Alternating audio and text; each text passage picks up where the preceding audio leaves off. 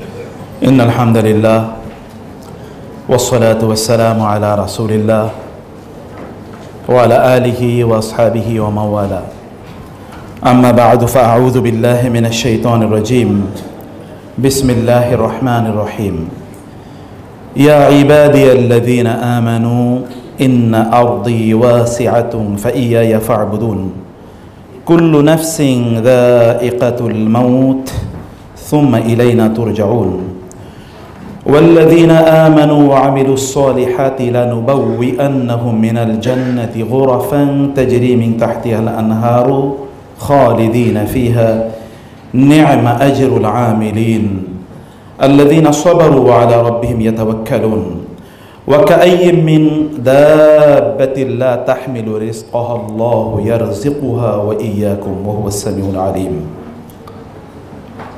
وقال النبي صلى الله عليه وسلم أكثروا من ذكر هادم اللذات الموت আল্লাহ সুবহানাহু ওয়া তাআলা শুকর আদায় করছি তিনি আমাদেরকে সিলেট উইমেন্স মেডিকেল কলেজের উদ্যোগে আয়োজিত আজকের এই সিরা কনফারেন্সে অংশগ্রহণের তৌফিক দান করেছেন। এই কারণে বলি আলহামদুলিল্লাহ। রাসূলুল্লাহ সাল্লাল্লাহু আলাইহি ওয়াসাল্লামের উপর দরুদ এবং সালাম বর্ষিত হোক। আল্লাহুম্মা সাল্লি ওয়া সাল্লিম আলা নাবিয়িকা মুহাম্মদ আল্লাহুম্মা সাল্লি আলাইহি আল্লাহুম্মা বারিক আলাইহি। আমি কৃতজ্ঞতা আদায় করছি অত্র মেডিকেল কলেজের সম্মানিত প্রিন্সিপাল ম্যাডামের প্রতি। তিনি she has graciously arranged or permitted to arrange this program এবং এই কারণে আল্লাহ তাআলা তাকে সর্বোত্তম বিনিময় দান করুন, আল্লাহুম্মা আমিন। এবং সম্মানিত vice principal as well as other faculty members এবং ডিফারেন্ট ফ্যাকাল্টিস অ্যান্ড ডিপার্টমেন্টসের সম্মানিত শিক্ষকবৃন্দ, হেডস যারা আছেন, বিভিন্ন অ্যাডমিনিস্ট্রেশনে যারা আছেন, and specially with special focus to the students যারা এখানে উপস্থিত আছেন, তাদের প্রতিও যে আপনারা অনুগ্রহ করে এই অনুষ্ঠানে অংশগ্রহণ করেছেন। বিশেষ করে বোনদেরকে দেখে আমি খুবই আনন্দিত। হোয়াই? কারণ আই লাভ দি উইমেন। আমি নারীদেরকে প্রচণ্ড ভালোবাসি। ভালোবাসার কারণ কি জানেন? কারণ হচ্ছে আমার চারিদিকে কেবল মহিলারা আছে, এখানে না, আমার বাসায়। কিভাবে? আমার 4জন বোন এবং আমার মা, 5 জন আছে আমার বাসায়, আর আমি পুরুষ একাই। এরপরে আমার ঘরে হচ্ছে আমার ওয়াইফ একজনই, আর এটা কনফিউশন দূর করে দিলাম আর কি। আর আমার 3 কন্যা আছে, তাহলে এখানে আছে 4 জন, আর বাসায় আছে হলো বোনেরা মা মিলে হচ্ছে 5 জন, সর্বমোট 9 জন, আর পুরুষ হচ্ছে আমরা 2 জন। আমি এবং আমার ছেলে এখনো পুরুষ হয়ে উঠে নাই, কিন্তু পুরুষ হবে আশা করছি ইনশাআল্লাহ, এই 2 জন।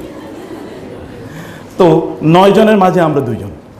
তাহলে চারিদিকে আমি ঘুম থেকে উঠলেও মহিলাদেরকে দেখি, ঘুমাতে গিয়েও তাদেরকে নিয়ে ঘুমাই, চারিদিকে সব তারাই শুধুমাত্র। So my world is full of women. এবং এই কারণে জন্ম থেকেই আমি নারীদেরকে প্রচণ্ড ভালোবাসি।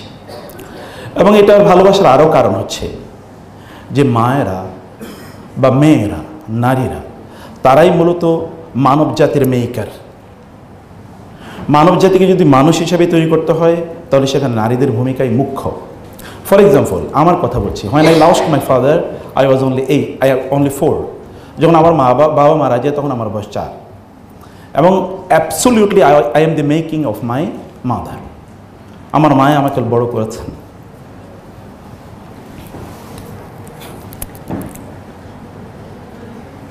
এবং এই কারণে আমি তার প্রতি প্রচণ্ড কৃতজ্ঞ। এবং যুগ যুগ ধরে যদি আমরা পৃথিবীর দিকে তাকাই তাহলে দেখব পৃথিবীর সকল বড় মানুষ, তিনি যেই হন না কেন, great in any field and from any perspective, সেখানে there is a great lady behind any great man. যত বড়ই মানুষ হোক না কেন, পেছনে একজন বড় নারীর অবদান আছে। তিনি sometimes she is mother, or sometimes she is wife, or sometimes she is daughter, or she is sister। এমনকি কখনো কখনো তিনি একজন কাজের মহিলাও। আপনি জানেন উম্মে আইমানের নাম কে না জানে? উম্মে আইমান বারাকা, রাসূলের পিতা আব্দুল্লাহ যখন তার মাকে বিয়ে করলেন, অর্থাৎ আমিনাকে বিয়ে করলেন, তারপরে তিনি তো একটা বিজনেস এন্টারপ্রাইজে যাবেন সিরিয়াতে। যাওয়ার আগে তিনি চিন্তা করলেন আমার স্ত্রীকে আমি রেখে যাব, একা তিনি থাকবেন। তো সে কারণে তাকে সঙ্গ দেওয়ার জন্য একজন নারীর দরকার, একটা মেয়ে দরকার, কারণ তিনি তো নারী, একজন মেয়ে দরকার। এখন মেয়ে মানে কি, কাজের একজন মেয়ের দরকার। তিনি বাজারে গেলেন, তখন কিন্তু মানুষ বিক্রি হতো বাজারে। এখনকার কর্পোরেট ওয়ার্ল্ডেও মানুষ বিক্রি হয়, কিন্তু এটা ডিফারেন্ট শেপ অ্যান্ড ডাইমেনশন। তো তিনি বাজারে গেলেন, বাজারে গিয়ে দেখলেন যে যেখানে মানুষ বিক্রি হয় এরকম একটা জায়গায় একেবারে কর্নারে একটা মেয়ে দাঁড়িয়ে আছে, বয়স 7-8 হবে বা 8-9 হবে, এরকম কিছু। এরকম একটা মেয়ে দাঁড়িয়ে আছে, নিগ্রো, কালো, হাবাসি, মানে আফ্রিকান, এবং লিকলিকে, চেহারাটা খুবই ইমপ্রেসিভ বা আকর্ষণীয় এরকম না, আবার খুবই স্বাস্থ্যবানও না, কিন্তু কেমন যেন একটা মায়া আছে তার চেহারায়। আব্দুল্লাহর ভালো লেগে গেল, তিনি মেয়েটাকে কিনে নিয়ে আসলেন এবং তার স্ত্রী আমিনাকে বললেন আমি তোমার জন্য বাজার থেকে একটা গিফট কিনে নিয়ে এসেছি। তিনি তাকে দিলেন।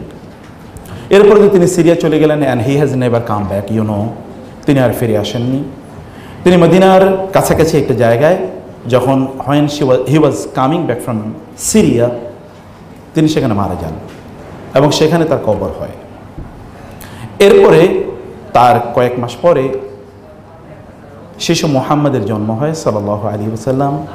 ইন দ্য মেইন টাইম তার বাবা মারা গেছেন এবং তার মা তাকে কয়েকদিন তার কাছে রেখে আরবের তৎকালীন সংস্কৃতি অনুসারে তাকে এমন একটা জায়গায় পাঠালেন যেখানে আবহাওয়া খুবই পরিচ্ছন্ন এবং যেখানকার ল্যাঙ্গুয়েজ খুবই রিচ, খুবই সুন্দর করে আরবরা কথা বলেন, কিন্তু সবচেয়ে ভালোভাবে যেই গোত্রটি বা গোষ্ঠীটি কথা বলেন তাদের কাছে তিনি তার সন্তানকে পাঠিয়ে দিলেন। একমাত্র সন্তান, স্বামী নাই, আর কেউ নেই, কিন্তু সন্তানকে পাঠিয়ে দিলেন কারণ তার সামনে একটা বিশাল প্রত্যাশা, স্বামী নাই কিন্তু আমার সন্তানটা যেন অনেক বড় হয়।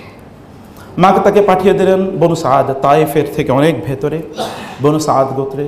সেখানে তিনি বড় হলেন নির্মল আকাশের নিচে এবং নির্মল বাতাস তিনি পেয়েছেন, ল্যাঙ্গুয়েজ তিনি শিখেছেন। তারপর after 5 years he was return back to his mother, মায়ের কাছে তিনি চলে আসলেন। এবং যখন তার জন্ম হয় তখন তাকে যিনি কোলে নিয়েছেন সর্বপ্রথম, তার নাম হচ্ছে ওই যে কাজের মেয়েটি, ওই যে ব্ল্যাক একটা মেয়েকে বাজার থেকে কিনে নিয়ে আসা হয়েছে, তিনি তাকে সর্বপ্রথম কোলে নেন এবং তিনি আমিনাকে লক্ষ্য করে বলেন আমিনা, আমি ভেবেছিলাম আপনার একজন সন্তান হবে এবং আমি ভেবেছিলাম অনেক সুন্দর একজন সন্তান হবে, কিন্তু সেই সন্তান যে এত সুন্দর হবে আমি তো কখনোই প্রত্যাশা করি নাই, কখনো আমি কল্পনা করি নাই এত সুন্দর সন্তান হবে। And she was the first lady to touch the body of the young Mohammad, এই শিশু মোহাম্মদের, যিনি শরীরটা প্রথমে স্পর্শ করেন এবং একজন নিউলি বর্ন চাইল্ডের শরীরে যেই যা কিছু থাকে এগুলোকে পরিষ্কার করার কাজ যিনি করেন তিনি এই নারী। শুধু তাই না, এরপর যখন তিনি ফিরে আসেন, এরপর আপনি জানেন যে আমিনা ছেলেকে নিয়ে গেলেন আমিনার বাবার এলাকায়, যেটা ইয়াসরিবের অংশ, তৎকালীন ইয়াসরিব আধুনিক মদিনার অংশ। সেখানে তিনি নিয়ে গেলেন তার ছেলেকে যে চলো মামার এলাকা দেখবে, তোমার বাবার কবরটাও জিয়ারত করবে। তিনি গেলেন, সাথে নিয়ে গেলেন ওই যে ওই কাজের মেয়েটাকে। কিন্তু আমিনা যখন after visiting the houses of her fathers, তিনি যখন সেখান থেকে ফিরে আসছিলেন প্রথমে তিনি আবার মারা যান এবং মারা যাওয়ার সময় তিনি ওই যে কাজের মেয়েটিকে বলে গিয়েছিলেন তুমি আমার ছেলেটাকে দেখে রেখো। এই যে তিনি বলেছিলেন হাত ধরে, এবং এই উম্মে আইমান অতঃপর তাকে এই ওয়াদা দিলেন যে ঠিক আছে আমি তাকে দেখে রাখবো। এই যে তিনি কমিটমেন্ট প্রদান করলেন, এই কমিটমেন্ট তিনি তার মৃত্যু পর্যন্ত তিনি এটি ধরে রাখলেন। কিভাবে ধরে রাখলেন? তার মৃত্যু পর্যন্ত। কার মৃত্যু পর্যন্ত? রাসূলুল্লাহ সাল্লাল্লাহু আলাইহি ওয়াসাল্লাম মৃত্যু পর্যন্ত তিনি নবী হবেন এবং তিনি দাওয়াতি কাজ করবেন। তিনি ফিরে আসলেন মক্কায় এবং মক্কায় এই নারী তিনি কোলে পিঠে করে বড় করছেন এই শিশু মুহাম্মদকে। তখন তার বয়স 6, তাকে বড় করছেন। এভাবেই তার বয়স হয়ে যায় 25। এর মধ্যে তার মুহাম্মাদের দাদা অথবা তার চাচা কখনো কখনো এই উম্মে আইমানকে বলেছিলেন যে তুমি বিয়ে করো, তোমার বিয়ের ব্যবস্থা করি। না, আমি আমিনার সাথে ওয়াদাবদ্ধ হয়েছি যে আমি তাকে কোনোদিন ছেড়ে যাব না। যখন তিনি বিয়ে করলেন খাদিজাকে, তখন তিনি বললেন উম্মে আইমান, এবার তো আমার একটা গতি হয়েছে, আমাকে দেখার মতো এখন লোক আছে, আপনি এবার বিয়ে করুন। বলে আচ্ছা ঠিক আছে। তিনি তার পছন্দের একজন মানুষের কাছে উম্মে আইমানকে বিয়ে দিলেন। উম্মে আইমানের সন্তান হলো, সে সন্তানের নাম আইমান, এই কারণে তার নাম উম্মে আইমান। এবং তার স্বামী এবং তার সন্তান দুজনেই যুদ্ধে গিয়েছেন এবং যুদ্ধের মধ্যে দুজনে মারা গিয়েছেন, শাহাদাত বরণ করেছেন। এর মধ্যে উম্মে আইমান আবার ফিরে আসলেন মুহাম্মাদের ঘরে সাল্লাল্লাহু আলাইহি ওয়াসাল্লাম। এখন তিনি অলরেডি নবী, তার ঘরে ফিরে আসলেন। তিনি মদিনায় চলে গেলেন। মদিনায় যাওয়ার পর এরপরে তিনি মদিনায় সাথীদেরকে লক্ষ্য করে বললেন, আমি তোমাদেরকে একজন নারীর প্রস্তাব করছি, যে নারী এর মধ্যে তিনি বৃদ্ধা হয়ে গেছেন, তার চেহারায় এমন কোনো আকর্ষণ নাই, তার কোনো সম্পদও নাই, কিন্তু তিনি একজন জান্নাতি নারী। তিনি একজন জান্নাতি নারী, তোমাদেরকে প্রস্তাব করছি, এরকম কেউ আছো যিনি এমন একজন নারীকে বিয়ে করবেন? তারই কাজের লোক ছিল অথবা তার কৃতদাস ছিল এবং তার পালক পুত্র নামে পরিচিত ছিল জায়েদ। জায়েদ দাঁড়িয়ে বলেন, ইয়া রাসূলুল্লাহ, আমি তাকে বিয়ে করতে চাই। তিনি বলেন, তিনি হচ্ছেন উম্মে আইমান। উম্মে আইমানকে নিয়ে আসলেন, বিয়ে দেওয়া হলো। এরপর রাসূলুল্লাহ সাল্লাল্লাহু আলাইহি ওয়াসাল্লাম জায়েদকে লক্ষ্য করে বলেন, জায়েদ, তুমি জানো আমি তোমার কাছে কাকে বিয়ে দিয়েছি? তুমি কি জানো কাকে বিয়ে দিয়েছি? জায়েদ চুপ, কারণ রাসূলই উত্তর প্রদান করবেন। তিনি বলেন, আমি তোমার কাছে যাকে বিয়ে দিয়েছি তিনি আমার মা। She is the my mother after the death of my mother. তিনি আমার মা, আমার মায়ের মৃত্যুর পর তিনি আমাকে কোলে পিঠে করে বড় করেছেন। কখনো কখনো একজন মানুষ হওয়ার জন্যে কেবলমাত্র তার বায়োলজিক্যালি কানেক্টেড এরকম কারো প্রয়োজন হয় না, একজন দূরের নারীও কখনো কখনো তাকে বড় করে, যেমন উম্মে আইমান বড় করেছেন। সে কারণে নারীরা বলা হয়, তারা যদি দায়িত্ব নেয় তাহলে তাদের এক হাতে থাকে তাদের শিশু, অন্য হাতে থাকে পৃথিবী। এই পৃথিবীকে তারা নিয়ন্ত্রণ করে আরেক হাত দিয়ে। যদি তারা পজিটিভ রোল প্লে করতে চান, আপনারা তারাই এখানে আছেন। এবং সে কারণে আমার প্রত্যাশা অনেক অনেক বেশি, যেহেতু আপনারা মেডিকেল কলেজে পড়ছেন, আপনারা চাইলে এই গোটা পৃথিবীকে পরিবর্তন করে দিতে পারেন। এবং সেই কারণে আমি কিছু নাসিহা আপনাদেরকে করব। এখানে এক্সপেকটেশনস আর হিউজ, কারণ অনেক ইস্যু আছে। যদিও I will shift my focus at the end of my discussion on the preparation of the prophets as well as the companions of the prophets for death, সে বিষয়ে তো আমি কিছু একেবারে ফোকাস করব, কিন্তু যেহেতু সিরা সংক্রান্ত কিছু ইস্যু আমি আপনাদেরকে আগে কয়েকটা বিষয় একটু বলতে চাই।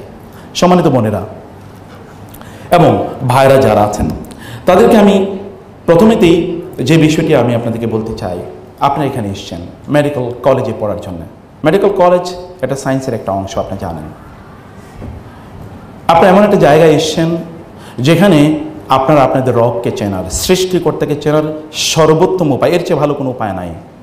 ওয়াফি আনফুসিকুম, তোমাদের মধ্যেই রয়েছে তোমাদের সৃষ্টিকর্তার অস্তিত্বের নিদর্শন। তুমি যদি একবার, if you can just open up your eyes, যদি কেবল তোমার দৃষ্টিগুলিকে তুমি অবারিত করো, তাহলে তুমি তোমার রবের অস্তিত্ব খুঁজে পাবে। আপনি এখানে শুনেছিলেন হিউম্যান অ্যানাটমির কথা অথবা এমব্রিওলজির কথা আপনারা বলেছেন। এমব্রিওলজি আপনাদের চেয়ে ভালো কে জানে, কিন্তু এমব্রিওলজি কীভাবে একটা ভ্রূণ, একটা এমব্রিও কীভাবে একজন মায়ের গর্ভে বড় হয়ে ওঠে, কে তাকে ফুড দিল, কে তাকে অক্সিজেন প্রদান করলো, কে তাকে প্রোটেকশন প্রদান করলো, কে করেছে এগুলো? কে, হু ওয়াজ দেয়ার, কে তাকে টেক কেয়ার করেছে? যেখানে কারো কোনো হাল আতা আলাল ইনসান হিনুম মিনাদ দাহরি লাম ইয়াকুন শাইআম মাযকুরা, আপনি উল্লেখ করার মতো কোনো কিছুই ছিলেন না, when you was in the womb of your mother, then who took care of you or who takes care of you, কে এটা নেন? এবং how the limbs of the bodies are developed gradually, কীভাবে এগুলো হয়, and proportionately, যেখানে যা হওয়া দরকার সেখানেই তা হয়, কে এটা করেছে? যদি আমরা এতটুকুর দিকে তাকাই, এর বাইরে যদি আমরা সায়েন্সের আরও কত কিছু আছে, আপনি যদি বিগ ব্যাংয়ের কথা বলেন, এক্সপানশন অফ দ্য ইউনিভার্স, কীভাবে প্রত্যেকটি মুহূর্তে সব কিছু এক্সপ্যান্ড করছে এবং কীভাবে how everything will come to an end, কীভাবে কিয়ামত অনুষ্ঠিত হবে। কিন্তু এখন আমরা দেখি একটা ভেরি সিম্পল, যদি আল্লাহ সুবহানাহু ওয়া তাআলা এই গ্র্যাভিটেশনকে আল্লাহ সুবহানাহু ওয়া তাআলা উইথড্র করেন, then everything will collide with each other, সব কিছু তখন সংঘর্ষ লাগবে, কিয়ামত অনুষ্ঠিত হবে। একেবারেই সাধারণ জিনিস। এগুলো বিজ্ঞান আমাদেরকে এখন আমাদের চোখটা খুলে দিচ্ছে যে এগুলো এরকম এভাবে হয়। আল্লাহ সুবহানাহু ওয়া তাআলার নিজামের দিকে যদি আমরা তাকাই, তাহলে আমরা এভাবে দেখতে, আপনি যদি দেখেন যে যেটিকে আমরা হাইড্রোলজি না, আপনি জানেন কীভাবে হাউ ক্লাউডস আর ফর্মড, কীভাবে মেঘগুলো তৈরি হয়, কীভাবে সেখান থেকে বৃষ্টি নাজিল হয়, এটা আপনি একবার চিন্তা করে দেখেন। হাইড্রোলজি তো এটা কোরআনই বলে দিয়েছে। কীভাবে হাইড্রোলজির এই সিস্টেমে কীভাবে ম্যাঘ তৈরি হয়, বৃষ্টি হিসাবে পৃথিবীতে আসে এবং প্রপোর্শনেটলি এখানে আসে। যতটুকু আল্লাহ সুবহানাহু ওয়া তাআলা উইথড্র করেন ইভাপোরেশনের মাধ্যমে, বাষ্পীয়করণের মাধ্যমে, ততটুকু আল্লাহ সুবহানাহু ওয়া তাআলা পৃথিবীতে পাঠান। এর চেয়ে একটু বেশি পাঠালেই সেখানে প্লাবন তৈরি হয়, অথবা সেটা নূহ আলাইহিস সালামের মতো একটা প্লাবন তৈরি হবে। অসংখ্য ইস্যু আছে, আমি সায়েন্সের কথা বলছি, অশনোগ্রাফির কথা একবার চিন্তা করে দেখেন, কসমোলজির কথা একবার চিন্তা করে দেখেন, কে তৈরি করেছে এগুলো? আপনি এদিকে তাকালেই অসংখ্য সায়েন্সের জিনিস আপনি দেখতে পাবেন। আল্লাহ সুবহানাহু ওয়া তাআলাকে খুঁজে নেওয়ার জন্য কোরআন ইজ এনাফ। এই কারণে আল্লাহ সুবহানাহু ওয়া তাআলা কোরআনকে বলেছেন ইয়াসিন ওয়াল কোরআনিল হাকিম, বিজ্ঞানময় কোরআন, সায়েন্টিফিক কোরআন। যদিও কোরআন বিজ্ঞানের গ্রন্থ নয়, যদিও কোরআন বিজ্ঞানের গ্রন্থ নয়, কিন্তু কোরআনে অসংখ্য বিজ্ঞানের ইনফরমেশন আল্লাহ সুবহানাহু ওয়া তাআলা আমাদেরকে প্রদান করেছেন, অসংখ্য বিজ্ঞান ইনফরমেশন।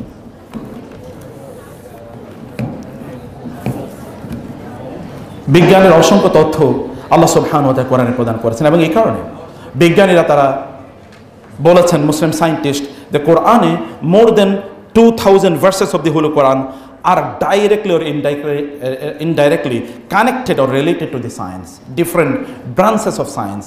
সায়েন্সের বিভিন্ন জিনিসের উপর ভিত্তি করে বিভিন্ন ইস্যুর উপরে ফোকাস করা হচ্ছে কোরআনের এই আয়াতগুলো। আল্লাহ সুবহানাহু ওয়া তাআলা যদি কারো অন্তর্দৃষ্টি খুলে দেন তাহলে তিনি এগুলো বুঝতে পারবেন, প্রিয় বোনেরা। কিন্তু আমরা সেখান থেকে অ্যাপার্ট ফ্রম দ্যাট ডিসকাশন, আমরা যদি বলি যে একজন বোন হিসাবে, একজন নারী হিসাবে আপনার একদিকে আপনার রয়েছে কেরিয়ার এবং অন্যদিকে আপনার রয়েছে মানে হিউম্যান, আপনার যে রোল আছে, এই রোলকে দুটোকে কীভাবে আমরা কম্বাইন করতে পারি। যখন আপনার এই জায়গায় এসেছেন, সে জায়গায় দুটো কম্বিনেশন আপনি কীভাবে করতে পারেন। কম্বিনেশন দিকে আপনি একবার তাকান। যদি আপনি সত্যিকার অর্থে আপনার ফোকাসটাকে যদি আপনি ঠিক করতে পারেন যে আপনি কী করতে চাচ্ছেন, তাহলে আপনি বিশাল, এই পৃথিবীর জন্য আপনি বিশাল কন্ট্রিবিউশন আপনি রাখতে পারেন। একবার চিন্তা করে দেখেন, মারিয়াম আলাইহিস সালাতু ওয়াস সালামের কথা একবার চিন্তা করে দেখেন। মারিয়াম আলাইহিস সালাতু ওয়াস সালাম, তিনি আপনাদের ফোকাসের কথা আমি বলছি, আপনাদের ক্যারিয়ারটাকে একেবারে বাদ দিয়ে আপনার অন্য জায়গায় শিফট, শুধুমাত্র যেটাকে আমরা বলছি রিলিজিয়াস এরকম রিলিজিয়াসের ইস্যুর প্রতি আপনার ফোকাস করবেন। আমি কিন্তু ওই কথা একবার আপনাদেরকে বলছি না।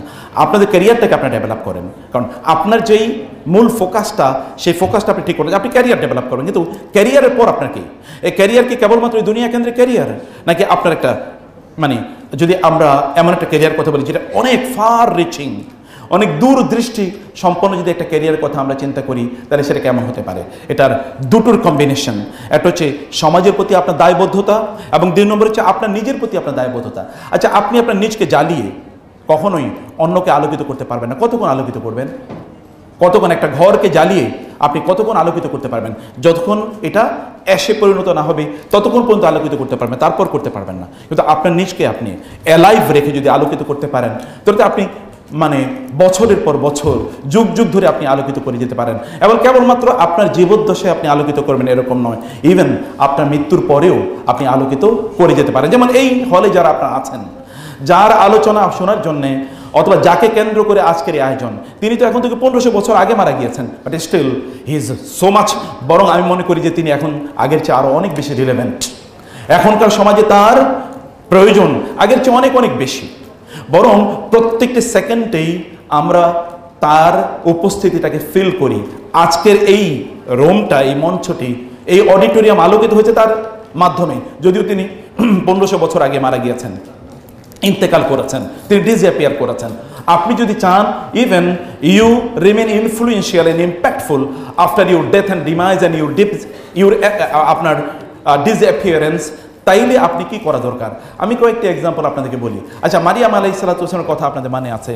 মারিয়াম আলাইহিস সালাতু ওয়াস সালাম তার জন্মের আগে তার মা আল্লাহ তাআলার কাছে মান্নাত করলেন, হে আল্লাহ, ইন্নী নাযারতু লাকা মা ফি বাতনি মুহাররারান ফাতাকাব্বালহু মিন্নি, হে আল্লাহ ফাতাকাব্বাল মিন্নি, আল্লাহ আমার পেটে যে সন্তান আছে এই সন্তানকে আপনার জন্য আমি মুক্ত করে দিলাম, মানে কেবল আপনার জন্য তিনি কাজ করবেন। মারিয়াম আলাইহিস সালাম তার আগে কি করেছেন? মারিয়াম আলাইহিস সালামের মায়ের কথা বলছি। মারিয়াম আলাইহিস সালামের মা আল্লাহর কাছে বললেন, আল্লাহ আমার গর্ভে যে সন্তান আসছে এই সন্তানকে আপনার জন্য উৎসর্গ করে দিলাম। তার মনে হচ্ছিল যে তার গর্ভে এমন একটা সন্তান আসবে যে সন্তানটা ছেলে। যখন তার সন্তান জন্ম হলো, তিনি আল্লাহকে বললেন, আল্লাহ রব্বি ইন্নী আওদাতুহা উনসা, আল্লাহ আমি তো কন্যা সন্তান জন্ম দিয়েছি। আল্লাহ তাআলা বলেন, আল্লাহ কি জানেন না তুমি কোন সন্তান জন্ম দিয়েছো? ওয়ালাইসা যাকারু কাল উনসা, আমি তোমাকে যে কন্যা সন্তান দিয়েছি পৃথিবীর হাজার লক্ষ কোটি পুরুষ এই কন্যা সন্তানে প্যারালাল হতে পারে না। এবং তিনি তারপর তাকে উৎসর্গ করে দিলেন বাইতুল মুকাদ্দাসের সেবা করার জন্য। অ্যাগেন আপনি আসুন যে এখানে সেবা, মানবতার সেবা, আপনি কোন ডাইমেনশনে সেবা করছেন? তখনকার ডাইমেনশনে তিনি সেবা করছেন। বাইতুল মুকাদ্দাসে যারা যাবে, যারা সেখানে ইবাদত করার জন্য যাবে, ওয়ার্শিপার যারা যাবেন, তাদের জন্য তিনি সেবা করবেন। তিনি সেবা করেছেন, সেবা করছিলেনই। কোনো এক সময় হঠাৎ করে তার কাছে একজন পুরুষ এসে উপস্থিত হলো, অত্যন্ত চমৎকার দেখতে শুনতে। তিনি বলেন, তুমি কে? বলে, আমি আল্লাহ তাআলা আমাকে পাঠিয়েছেন। কেন? যে আপনাকে একজন সন্তান হবে, আপনার সেই সুসংবাদ দেব। বলে, আমি সন্তানের মা হব? আমি এখনো বিয়ে করিনি, পৃথিবীর কোনো পুরুষ আমাকে স্পর্শ করে নাই, আমি সন্তানের মা হব কিভাবে? তিনি বললেন, কাযালিকা ক্বালা রাব্বুকা হুয়া আলাইয়া হাইয়্যান ওয়া লিনাজআলাহু আয়াতাল লিন-নাসি ওয়া রাহমাতাম মিন্না ওয়া কানা আমরুম মাকদিয়া। It is a decided matter. এটা অলরেডি সিদ্ধান্তকৃত। আল্লাহ সুবহানাহু ওয়া তাআলা আপনাকে সন্তান প্রদান করবেন, আপনার সন্তান হবে, you will become mother, you will be mothering a child. It is already decided and it is easy for Allah. আল্লাহর জন্য এটা সহজ। আল্লাহ সুবহানাহু ওয়া তাআলা এরকম একটা সন্তান আপনাকে প্রদান করবেন, এবং তিনি সন্তানের মা হলেন। সেই সন্তান হলো ঈসা আলাইহিস সালাতু ওয়াস সালাম। আপনি যদি মানব জাতির জন্য যদি কোনো কিছু করেন, যেমন মারিয়াম আলাইহিস সালাম তিনি করেছেন, সেখানে যারা নামাজ পড়তে বা সালাত আদায় করতে, জিকির আজকার করতে, ইবাদত করতে এসছে, তিনি তাদের সেবা করেছেন। কিভাবে? তিনি কখনো কখনো মসজিদকে ঝাড়ু দিয়েছেন, তিনি কখনো কখনো মুসল্লিদের জন্য পানি এর ব্যবস্থা করেছেন, পরিষ্কার পরিচ্ছন্নতার ব্যবস্থা করেছেন। অথবা নারী যারা সেখানে প্রেয়ার পড়তে আসবে, তাদেরকে তিনি নাসিহা প্রদান করেছেন, তাদেরকে তিনি হালাকা প্রদান করেছেন। I don't know what she has done, কারণ এটার কোনো ডেসক্রিপশন কোথাও নাই, কিন্তু আই ক্যান ইমাজিন, আমি কেবল চিন্তা করতে পারি এরকম কাজই একজন নারী করে থাকেন। তো এই কাজগুলো তিনি করেছেন। যেমন আমাদের এখানকার vice chancellor sir, vice principal sir, ওনার ওয়াইফ, তিনি এরকম হালাকার কথা বলেছেন। কোরআন লার্নিং সেন্টার একবার আমি এসেছিলাম, সেখানে অনেক চমৎকার কিছু কাজ হয়। আপনি যখন মানবতার জন্য কোনো কিছু করবেন, আল্লাহ সুবহানাহু ওয়া তাআলা উইল গিফট ইউ। এইরকম গিফট আল্লাহ তাআলা দিতে পারেন। কখনো হতে পারে সেটা ঈসা আলাইহিস সালাতু ওয়াস সালামের মতো এমন একজন সন্তান, তিনি হয়তো নবী হবেন না, কিন্তু মানবতার জন্য তিনি প্রচণ্ড কল্যাণকর হবেন। এমন কিছু আল্লাহ সুবহানাহু দিতে পারেন। নারীদের অবদানের কথা আমি বলছি। আপনি একবার চিন্তা করে দেখেন তো, খাদিজাতুল কুবরা রাদিয়াল্লাহু তাআলা আনহার কথা। খাদিজাতুল কুবরা রাদিয়াল্লাহু তাআলা আনহা তিনি কি করেছেন? আয়েশা রাদিয়াল্লাহু তাআলা আনহার সামনে খাদিজাতুল কুবরা এর কথা রাসূলুল্লাহ সাল্লাল্লাহু আলাইহি ওয়াসাল্লাম বেশি বেশি বলতেন। আয়েশা রাদিয়াল্লাহু তাআলা একবার বিরক্ত হয়ে বলেন, ইয়া রাসূলুল্লাহ, ওই বৃদ্ধা কবে মারা গেছে, তারে ছাড়া আপনি কাউকে চোখে দেখেন না? তার চেয়ে কত সুন্দরী স্ত্রী আল্লাহ তাআলা আপনাকে দিয়েছেন। রাসূলুল্লাহ সাল্লাল্লাহু আলাইহি ওয়াসাল্লাম একটু বিব্রত হলেন এবং বললেন, আয়েশা, আপনি ঠিক বলেন নাই, খাদিজার চেয়ে উত্তম কাউকে আল্লাহ তাআলা আমাকে প্রদান করেন নাই। খাদিজাই একমাত্র নারী, সাদ্দাকাতনি ইয কাযাবা বিয়ান নাস, মানুষ যখন আমাকে অস্বীকার করেছিল, she is the first lady to believe in me. তিনি সর্বপ্রথম নারী যিনি আমার প্রতি বিশ্বাস স্থাপন করেছেন, এবং তিনি তার সম্পদ, তিনি আমাকে সাহায্য করেছেন যখন লোকেরা আমাকে প্রত্যাখ্যান করেছিল। তার সম্পদ আমার দ্বীনের কাজে লেগেছে, এবং তিনি আমাকে সন্তানের বাবা বানিয়েছেন। আর আপনারা কেউ আমাকে সন্তান দিতে পারেন নাই। তিনি অত্যন্ত প্রমিনেন্টলি তিনি উল্লেখ করলেন যে রাসূলুল্লাহ সাল্লাল্লাহু আলাইহি ওয়াসাল্লামের দ্বীনের কাজে খাদিজার সম্পদ লেগেছে। এবং আল্লাহর কসম, আমি জানি না খাদিজার সম্পদ যদি না থাকতো, তাহলে এই অডিটোরিয়ামের এই আলোকসজ্জায় এই নিচেও ইসলামী সে পুস্তকের আমি জানি না। I don't no, because Khadija radiyallahu ta'ala anha not only physically but financially contributed to the propagation and the preaching and the expansion of Islam. ইসলামের আজকের যে বিস্তৃতি, এই বিস্তৃতির পেছনে যদি একজন মানুষের অবদান সবচেয়ে বেশি উল্লেখ করতে হয়, তার নাম হচ্ছে খাদিজাতুল কুবরা রাদিয়াল্লাহু তাআলা, the first lady to believe in the Prophet sallallahu alaihi wasallam and the first lady to help him physically, financially and mentally or spiritually. তিনি বলেছেন, আমি যখন বাইরে কষ্ট পেতাম তখন আমি ঘরে যেতাম, আমার স্ত্রী আমাকে সান্ত্বনা প্রদান করতেন। এবং আপনারা জানেন যে রাসূলুল্লাহ সাল্লাল্লাহু আলাইহি ওয়াসাল্লামের জীবনে একটা বছরকে বলা হয় আমুল হুজুন, বা একটা কষ্টের বছর, একটা দুঃখের বছর। একটা দুঃখের বছর কোনটা জানেন? The year when he lost his wife Khadija, যখন তার স্ত্রী খাদিজা মারা গিয়েছেন, সেই বছরটাকে কষ্টের বছর বলা হয়। এরপরে আপনি আসেন আয়েশা রাদিয়াল্লাহু তাআলার কথা। আয়েশা রাদিয়াল্লাহু, আপনারা জানেন আয়েশা রাদিয়াল্লাহু তাআলা আনহার মোর দ্যান 10,000 স্টুডেন্ট ছিল, যারা সাহাবায়ে কেরাম এবং সিনিয়র সাহাবী, তার স্টুডেন্ট ছিল। আমি বোনদেরকে বলছি, একবার চিন্তা করে দেখুন যে সেই যুগের একজন নারী, more than 10,000 companions of the prophet সাল্লাল্লাহু আলাইহি ওয়াসাল্লাম ওয়ার হার ডাইরেক্ট স্টুডেন্ট। তারা তার কাছ থেকে কোনোভাবে তার কাছ থেকে শিখেছে। রাসূলুল্লাহ সাল্লাল্লাহু আলাইহি ওয়াসাল্লামের স্ত্রীদের মধ্যে দুটো ভাগ ছিল, মানে দুইটা গ্রুপ ছিল। একটা গ্রুপ হলো মানে আয়েশা রাদিয়াল্লাহু তাআলার নেতৃত্বে, আর একটা গ্রুপ হল উম্মু সালামা রাদিয়াল্লাহু তাআলার নেতৃত্বে। এবং এই দুই গ্রুপ মানে তাদের নিজস্ব একটা বলয় ছিল, এই গ্রুপের অধীনে কিছু ছিল, ওই গ্রুপের অধীনে কিছু ছিল। এর মধ্যে যেই দিন রাসূলুল্লাহ সাল্লাল্লাহু আলাইহি ওয়াসাল্লাম আয়েশা রাদিয়াল্লাহু তাআলার ঘরে থাকতেন, ওই দিন রাসূলুল্লাহ সাল্লাল্লাহু আলাইহি ওয়াসাল্লামের ঘরে অনেক বেশি উপহার গিফট যেত, সাহাবায়ে কেরামরা গিফট দিতেন। এর মধ্যে উম্মে সালামার গ্রুপটা তারা খুব খেপলো, সব গিফট ওই করে যে আমাদের ঘরে গিফট আসে না কেন। তারা এবার খেপলেন, খেপে তারা এবার বললেন যে একজনকে বললেন যাও তুমি যাও, উম্মে সালামাকে বললেন তুমি যাও, তুমি গিয়ে তারপরে রাসূলুল্লাহ সাল্লাল্লাহু আলাইহি ওয়াসাল্লামকে বলো যে তিনি আমাদের ঘরেও যেন কিছু হাদিয়া আসে, কিছু গিফট আসে, এই ব্যবস্থা যেন তিনি করেন। তিনি গেলেন, যাওয়ার পরে প্রথম বললেন ইয়া রাসূলুল্লাহ আপনার এই যে স্ত্রী আমাকে পাঠিয়েছেন, তারা বলেছেন যে ওই ঘরে কেন গিফট সব যায়, আমাদের ঘরে কিছু গিফট আসে না কেন। তিনি কিচ্ছু বলেন, আবার গেলেন, কিছু বলেন, আবার গেলেন, কিছু বললেন না। এরপরে চতুর্থবার রাসূলুল্লাহ বললেন তোমরা আমাকে আয়েশাকে নিয়ে ডিস্টার্ব করো না তো, তোমরা জানো আমি যখন আয়েশার ঘরে থাকি তখনই কেবল কোরআন নাজিল হয়, কোরআন তখনই নাজিল হতো যখন আয়েশার ঘরে থাকতাম আমি। এই আয়েশা রাদিয়াল্লাহু তাআলা আনহা তিনি একবার তার ভাতিজা ওরওয়া, তার নাম, তার ভাগিনা ওরওয়া একবার বললেন আমি একবার আয়েশার ঘরে গেলাম রাদিয়াল্লাহু তাআলা, এর মধ্যে রাসূল সাল্লাল্লাহু আলাইহি ওয়াসাল্লাম ইন্তেকাল করেছেন, তার ঘরে গেলাম। ঘরে যাওয়ার পরে দেখলাম এটা ফজরের নামাজের পর, যেটা সলাতুদ দোহায়ের সময়, সলাতুদ দোহায় তিনি দাঁড়িয়ে আছেন এবং তিনি কোরআন তেলাওয়াত করছেন অস্ফুট স্বরে।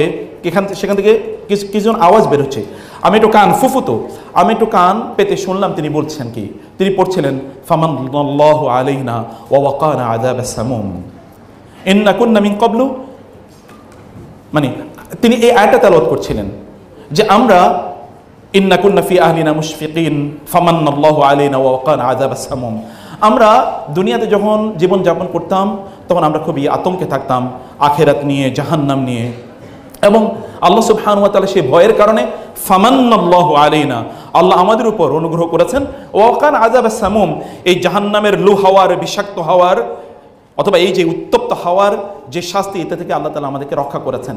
এই আয়াতটা তিনি পড়ছেন, এটা জান্নাতীরা বলবেন কিয়ামতের দিন জান্নাতে গিয়ে, এই আয়াতটা তিনি পড়ছেন আর তিনি কাঁদছেন, আয়াতটা পড়ছেন তিনি কাঁদছেন, আয়াতটা পড়ছেন তিনি কাঁদছেন। এবং একটা সময় এমন হলো তিনি বললেন যে আমি অনেকক্ষণ ঘন্টাখানেকের মতো দাঁড়িয়ে থাকলাম, দেখলাম একটা আয়াতে পড়ছেন আর তিনি কাঁদছেন। আমি ভাবলাম একটু বাজারে যাই, বাজার থেকে একটু ফিরে আসি, বাজারে গেলাম, ঘন্টাখানেকের মতো বাজারে কাটালাম, আবার ফিরে আসলাম, এসে দেখলাম তিনি দাঁড়িয়ে ওই একই আয়াত তেলাওয়াত করছেন এবং তিনি একই আয়াত তেলাওয়াত করছেন আর তিনি কাঁদছেন।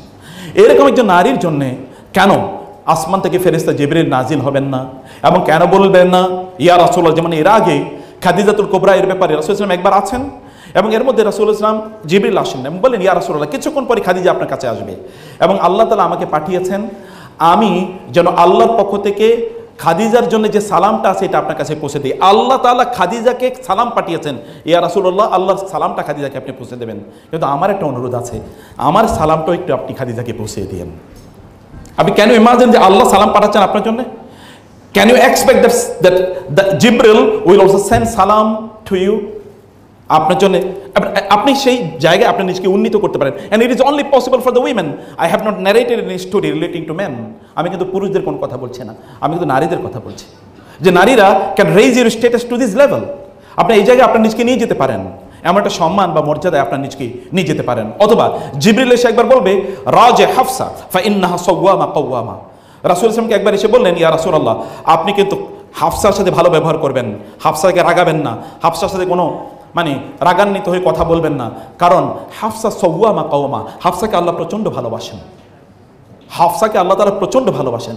এই কথা জিবরিল এসে রাসূলুল্লাহ সাল্লাল্লাহু আলাইহি ওয়াসাল্লামকে নাসিহা করছেন, রাসূল নাসিহা করেন মানুষকে, জিবরিল এসে রাসূলকে নাসিহা করছেন। আপনি কিন্তু হাফসার সাথে, উনি তো এমনি রাগাত্ম স্বরে কখনোই কথা বলতেন না, বরং তাকে এসে বলা হচ্ছে তিনি যেন কোনোভাবেই হাফসার সাথে রাগান্বিত হয়ে অথবা তার প্রতি কোনো বিরক্তি প্রকাশ না করেন। সম্মানিত বোনেরা আমার, আমরা মানবতার জন্য যদি কোনো কল্যাণ করতে চাই তাহলে আমাদেরকে এই এক্সাম্পলগুলো আমাদের সামনে রাখা দরকার। আপনি একবার চিন্তা করে দেখেন তো, ফেরাউনের স্ত্রীর কথা, তার নাম আপনি জানেন আসিয়া বিনতে আল মুজাহিম, আসিয়া বিনতে মুজাহিম, মুজাহিমের সন্তান আসিয়া, এবং ফেরাউনের স্ত্রী কত ভয়াবহ পরিস্থিতিতে তিনি আছেন। আসিয়া বিনতে মুজাহিম তিনি কেবল আল্লাহর প্রতি ঈমান এনেছেন, আর ফেরাউন তো তার নিজকে গড রব দাবি করেছে, আল্লাহ দাবি করে নাই, গড দাবি করেছে, রব দাবি করেছে। ওয়াহাদিহিল আনহারু মানে আলাইসাল মুলকু মিসর ওয়াহাদিহিল আনহারু তাজরি মিন তাহতি, আমি কি মিশরের রাজা নই? এই যে মানে নীল নদ কি আমার সামনে দিয়ে প্রবাহিত হয় না? আমি কি এগুলো কন্ট্রোল করি না? আমি কি তোমাদেরকে এই দেই না সেই দেই না? এগুলো তিনি সভারেন্টি তিনি দাবি করেছেন এবং তিনি বলেছেন যে তোমরা তো আমার আনুগত্য করবে, তোমরা আবার গডের, আল্লাহর, রবের, সৃষ্টিকর্তার, ক্রিয়েটরের ইত্যাদি কথা কেন তুমি বলছো? তোমরা বলছো কেউ তিনি তার এই একটা যদি আপনার একটা প্রাসাদ থাকে একটা প্রাসাদ যদি আপনার এরকম থাকে যে প্রাসাদটি ধরেন আপনি কক্সবাজার সমুদ্র সৈকতের কাছে, অথবা যদি এটা মানে প্যাসিফিক ওশান এর পাশে যদি থাকে, অথবা যদি এরকম কোনো একটা নদী, আমরা তো সাধারণত সাউথ ফেসিং কোনো একটা ডিপার্টমেন্টের দাম আমাদের বেড়ে যায়। সেটা যদি কোনো মানে যদি কোনো গার্ডেনের পাশে থাকে, অথবা যদি সেটা কোনো লেকের পাশে থাকে, তাহলে দাম তো অনেক অনেক বেড়ে যায়। তখন এটা রিয়েল এস্টেট হয়ে যায়, রিয়েল প্রপার্টি হয়ে যায়, সত্যিকার সম্পদে সেটা পরিণত হয়। আর যদি এটা হয় আল্লাহর পাশে, তাহলে কেমন হতে পারে? আপনি এবার চিন্তা করতে, প্রেসিডেন্টের বাসার পাশে আপনার বাসা, প্রাইম মিনিস্টারের বাসার পাশে আপনার বাসা, তখন বাসার দাম বেড়ে যায় না কমে যায়? অনেক বেড়ে যায়। বাংলাদেশের প্রাইম মিনিস্টারের কথা বলি আমি ধরেন যেখানে অত্যন্ত প্রশান্ত, যেখানে থাকলে কয়েকদিন পরে প্রাইম মিনিস্টার প্রতিদিনই আপনার জন্য খাবার পাঠাবেন, আপনার খোঁজ খবর নেবেন, কেউ আপনাকে ডিস্টার্ব করতে পারবে না, আপনি এরকম একটা ভিআইপি স্টেটাসে আছেন। সে যদি আল্লাহ সুবহানাহু ওয়া তাআলার পাশে হয়, একজন নারীর জন্য এটা প্রযোজ্য হয়েছে। কেবল সে নারী কি করেছেন, সে নারী একাধারে আল্লাহ সুবহানাহু ওয়া তাআলার প্রতি তার তার তার ডিভোশন ছিল। অন দ্য আদার হ্যান্ড তিনি কিন্তু বড় করেছেন কাকে? মুসা আলাইহিস সালাতু ওয়াস সালাম, একজন মানুষকে তিনি তৈরি করছেন, মানুষকে তিনি নির্মাণ করছেন জনগণের প্রতি। একজন মানুষকে নির্মাণ মানে কি? মানুষের জনগণের জন্য কাজ করা, মানবেতর কল্যাণের জন্য কাজ করা। আপনার যারা মেডিকেল কলেজ যারা আছেন, after graduating out of this medical college, তারপর আপনার মানুষের সার্ভিসে যাবেন। আপনার সার্ভিসের মূল লক্ষ্য কী, উদ্দেশ্য কী? আপনি কেবল দুনিয়া আপনি কতটুকু পাবেন বলেন তো? আপনার দুনিয়া কতটুকু? আর দুনিয়া আপনি কতদিন থাকবেন? আপনি দুনিয়াতে থাকবেন কতদিন? আর দুনিয়াতে কতটুকু আপনি গ্রহণ করবেন? আপনি তো মেডিকেল সায়েন্সে বলেন eat less then you will remain healthy. যত কম খাবেন তত আপনি ভালো থাকবেন, কারণ অনেক বেশি খাওয়া এটা একটা রোগ। Stomach is the centre of all diseases. মানুষের রোগ তো খাওয়ার কারণে হয়, না খাওয়ার কারণে কোনো রোগ হয় না। না খেলে আপনি সুস্থ থাকেন, বরং যত কম খাবেন তত আপনি সুস্থ থাকবেন। তো আপনারাই এখন বলেন, ডক্টররা বলে, ডক্টরদের কাছে গেলে বলে না তুমি এটা খাবা, আপনারা এটা বলেন না, আপনারা বলেন আপনি এটা খাবেন না। আপনি না খাওয়ার কথা বলেন, কম খাওয়ার কথা বলেন। যখন লোকেরা আক্রান্ত হয়, রোগাক্রান্ত হয়, তখন তাদেরকে আরও কম খাওয়ার জন্য অথবা বিভিন্ন জিনিস তাদেরকে কম খাওয়ার কথা বলা হয়। এই দুনিয়াতে খাবারটা একটা ডিজিজ, কিন্তু আখিরাতে খাবারটা একটা ফ্যান্টাসি, একটা এনজয়মেন্ট, একটা এন্টারটেনমেন্ট। কুলু ওয়াশরাবু হানিআম বিমা আসলাফতুম ফিল আইয়ামিল খালিয়া। আল্লাহ সুবহানাহু ওয়া তাআলা জান্নাতে, এই দুনিয়াটা আপনার জন্য পারফেক্ট করে আল্লাহ তাআলা তৈরি করেন নাই, কিন্তু জান্নাতকে পারফেক্ট করে তৈরি করেছেন। আমরা বলেছি একটা রিয়েল এস্টেটের কথা, জান্নাতের রিয়েল এস্টেটের কথা। দেখেন তো, যে আয়াতগুলো আমি তেলাওয়াত করেছিলাম, সেখানে আল্লাহ সুবহানাহু ওয়া তাআলা বলেছেন যারা ঈমান এনেছে, ভালো আমল করেছে, আল্লাহ তাআলা তাদের জন্য লানুবাউই আন্নাহুম ফিল জান্নাতি গুরাফান তাজরি মিন তাহতিহাল আনহার। আল্লাহ তাআলা জান্নাতে আপনাদের জন্য গোরাফান মানে সুইটস, এটা কেবল 7 স্টার, পৃথিবীতে কেবল 7 স্টারের একটা স্বাদ আপনি পাবেন যদি আপনি দুবাইতে যান। 10 স্টারের কোনো হোটেল নাই পৃথিবীতে, কিন্তু এটা 10 স্টার না, 10 মিলিয়ন স্টার হোটেল এর সুইট আপনার জন্য আল্লাহ তাআলা তৈরি করে রেখেছেন। Not one sweet, many sweets. সেখানকার সামারের জন্য আলাদা, উইন্টারের জন্য আলাদা, সেখানকার অটামের জন্য আলাদা, সেখানকার ফলের জন্য আলাদা। Different seasons and different sweets are for you over there. এবং সেটা কেবল সুইট, এই দুনিয়ার যে ডাইমেনশন, এই ডাইমেনশনের সুইট সেখানে না, সেখানে everything is available. Not only that, আপনার জন্য যদি এমন হয় যে প্যাসিফিক ওশানের মধ্যখানে ঠিক আপনার জন্য একটা সুইট তৈরি করা হয়েছে, এটা ধরুন 1 মিলিয়ন স্টারের একটা হোটেল তৈরি করা হয়েছে, এবং সেখানে ধরুন 70,000 সেখানকার ওয়েটার্স আপনার জন্য কেবলমাত্র খাদ্য পানীয় আপনার সেবা করার জন্য সেখানে উপস্থিত আছে। কেমন হতে পারে সেটা? 70,000 লোক আপনাকে সার্ভিস দেওয়ার জন্য সেখানে আছে, কেবল আপনি one man is there or one women is there, কিন্তু সেখানে 70,000 লোক আপনাকে সার্ভিস দেওয়ার জন্য আছে। এবং অল ডাইমেনশনস অফ সার্ভিসেস, লাকুম ফিহা মা তাশতাহি আনফুসুকুম ওয়া লাকুম ফিহা মা তাদউন নুজুলাম মিন গফুরির রহিম। আল্লাহ সুবহানাহু ওয়া তাআলা বলেছেন জান্নাতের যে বিবরণ আমি কোরআনে দিয়েছি এটা কেবলমাত্র নুজুল। What is the meaning of নুজুল? এই যে আপনাদের জন্য সার্ভ করছে এটা হলো নুজুল। বুঝতে পেরেছেন? নজল মানে কি জানেন আপনারা? নজল মানে হচ্ছে যদি আপনি কোথাও যান, যেমন কোনো একটা অনুষ্ঠানে আপনি গিয়েছেন, যাওয়ার পর আপনাকে সেখানে যাওয়ার পর আপনাকে কিছু কি দেবে? প্রথমে কিছু একটু জুস দেবে আপনাকে, অথবা একটু হালকা অ্যাপেটাইজার আপনাকে প্রদান করবে, যে আপনি এটা কেবল একটু খান যেন আপনার একটু ক্ষুধাটাকে একটু নিবারণ করা হয়। ক্ষুধাটা নিবারণ করার জন্য আপনি যদি কোনো চাইনিজ বা এরকম কোনো রেস্টুরেন্টে যান, তখন আপনাকে প্রথমে একটু জুস মানে একটু আপনাকে হয়তো বা স্যুপ প্রদান করবে, অন্থন বা এরকম জাতীয় কিছু আপনাকে প্রদান করবে, এটাকে বলে নুজুল। আল্লাহ তাআলা বলেছেন কোরআনে, আমি তোমাদেরকে এই প্রদান করবে, এই যে মিলিয়ন স্টার্সের যে তোমার জন্য সুইট আছে, সেখানে তুমি যা চাইবা তোমাকে তাই প্রদান করা হবে, সেখানে তোমার জন্য খাবার আছে, পানীয় আছে, এমনকি 70,000 আইটেমের সেখানকার জন্য তোমার জন্য জুসের ব্যবস্থা আছে, ড্রিঙ্কসের ব্যবস্থা আছে। 70,000 আইটেম কি আছে এই পৃথিবীতে? ড্রিঙ্কস। আপনি একটু চিন্তা করেন তো, ড্রিঙ্কসগুলো একটু নাম বলি তো আমরা, কতটুকু আইটেমের ড্রিঙ্কস সেখানে থাকতে পারে। কিন্তু আল্লাহ সুবহানাহু ওয়া তাআলা এরকম ড্রিঙ্কসের ব্যবস্থা সেখানে আপনাদের জন্য রেখেছেন। তাহলে আপনি একটা পারফেক্ট ওয়ার্ল্ডের জন্য নিজকে প্রস্তুত করা, যখন আমরা এই দুনিয়াতে সেবা প্রদান করছি মানুষকে, এই সেবার মূল ফোকাস কি, লক্ষ্য কি, উদ্দেশ্য কি, ক্যারিয়ার কি? আপনার বলেন তো, এখানে আপনার মেডিকেল কলেজে পড়াশোনা করছেন, এই মেডিকেল কলেজে 4 বছর আপনার পড়ছেন, 5 বছর আপনার পড়ছেন, এরপরে আপনার একটা ড্রিম হলো কোনো একটা ভালো মেডিকেল কলেজে অথবা কোনো একটা হসপিটালে অথবা কোনো একটা ক্লিনিকে ভালো একটা জব পাওয়া। এটাই তো এই 4 বছর বা 5 বছর, 5 বছর বা 6 বছর আপনি কষ্ট করবেন, এরপরে কত বছর আপনি ভালো থাকবেন you never know, and the future is not certain, you may die any time, even before your graduation you may die. আপনার মৃত্যু যে কোনো সময় আসতে পারে, আপনার গ্রাজুয়েশন শেষ হওয়ার আগেও কিন্তু আপনার মৃত্যু আসতে পারে, কিন্তু তারপরও আপনার ভবিষ্যতের জন্য আপনি এত চেষ্টা করে যাচ্ছেন। কিন্তু আলটিমেট ভবিষ্যতের খবর কি? যে ভবিষ্যৎ আলটিমেট, যেখানে আপনাকে যেতেই হবে, মৃত্যু তো সার্টেন, এটাকে you can not avoid, none has avoided it. এই পৃথিবীতে যদি কারো বেঁচে থাকার অধিকার থাকতো তিনি হচ্ছেন মুহাম্মদুর রাসূলুল্লাহ সাল্লাল্লাহু আলাইহি ওয়াসাল্লাম। কিন্তু আল্লাহ বলেছেন ইন্নাকা মাইয়াতুন ওয়া ইন্নাহুম মাইয়াতুন, আপনিও মারা যাবেন, সবাই মারা যাবে, আপনিও মারা যাবেন, সবাই মারা যাবে। অথবা আপনার এরপর যে ফিউচার লাইফ, যেটা অত্যন্ত, যেটা নেভার এন্ডিং, খালিদিনা ফিহা আবাদা, যেখান থেকে আপনি কোনোদিন ফিরে আসবেন না, সেটার জন্য আপনার প্রস্তুতি কি? আপনার প্রস্তুতি আপনার এই ক্যারিয়ারের মধ্যে, আপনার এই কাজের মধ্যেই এই প্রস্তুতি আপনাকে অবশ্যই অবশ্যই গ্রহণ করতে হবে। আমরা বলছি না যে আপনার মেডিকেল এই লাইফটাকে আপনি কোনোভাবে মিনিমাইজ করেন, আমরা আপনাদেরকে বলছি যে আপনার মেডিকেল লাইফে আপনি বরং এক্সেলেন্ট হন। কারণ এখানে মুসলিম বোনরা যারা আছেন, with due respect to the sisters from other faith, Muslim বোনদের কথা বলছি, অ্যাবসলিউটলি মেডিকেল সায়েন্স এটা আপনাদের আবিষ্কার, এটা আপনাদের বাপদাদাদের আবিষ্কার। কিভাবে জানেন? আপনি পড়ুন, ইবনে সিনার কথা বলুন, অথবা এরপরে যারা এসছে তাদের কথা দেখুন। মেডিকেল সায়েন্সের এখন অনেক টার্মিনোলজি আছে, যে টার্মিনোলজিগুলো পুরোটাই মুসলমানদের। এমনকি ফার্মাকোলজি, এটা 100% মুসলমানদের আবিষ্কার। ফার্মাকোলজি, ফার্মাসি, মেডিকেল, কীভাবে ঔষধ তৈরি করবে, ঔষধ নির্মাণ শিল্প, পুরোটাই মুসলমানদের আবিষ্কার। আজকের যে হসপিটাল ম্যানেজমেন্ট অথবা মেডিকেল কলেজের যে আয়োজন, 100% মুসলমানদের আবিষ্কার। রেসিডেন্সি প্রোগ্রাম 100% মুসলমানদের আবিষ্কার। এর আগে কোনোদিনই মেডিকেল কলেজের সাথে রেসিডেন্সি থাকবে এটা কেউ কোনোদিন চিন্তাও করে নাই, কোনোদিন চিন্তা করে নাই। এবং এখানে আলাদা ওয়ার্ড থাকবে, যে পুরুষদের জন্য আলাদা এবং নারীদের জন্য আলাদা। ওয়ার্ডগুলোতে all the facilities will be available. সেখানে গোসলের ব্যবস্থা থাকবে, সেখানে খাদ্যের ব্যবস্থা থাকবে। এরকম এটা কোনোদিন কেউ চিন্তা করে নাই।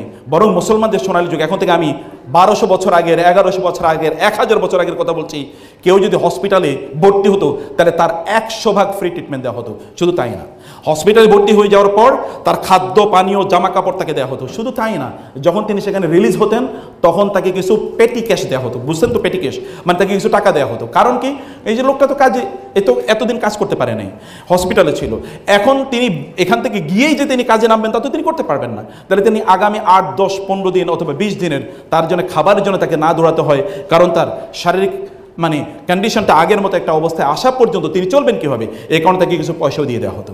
এটা এই পৃথিবীতে আপনি দেখেন তো এরকম একটা নজির আপনি এখন খুঁজে পান কিনা? এখন সার্টিফিকেট ছাড়া আপনি মেডিকেল প্র্যাকটিস করতে পারবেন না। এটা মুসলমানরা এখন থেকে 1200 বছর আগে এটা বাগদাদে তৎকালীন খলিফারা বাধ্যতামূলক করে দিয়েছে। Without certification granted by the government কেউ কোনো মেডিকেল প্র্যাকটিসই করতে পারবে না, কেউ কোনোদিন করতে পারবে না। প্রায় 300 থেকে 350 বছর পর্যন্ত ইউরোপে মেডিকেল কলেজগুলোতে মুসলমানদের লিখিত বইগুলো পাঠ্য বই ছিল, কিন্তু এখন আপনাদের মেডিকেল কলেজে কাদের পাঠ্য বই পড়েন আপনারা?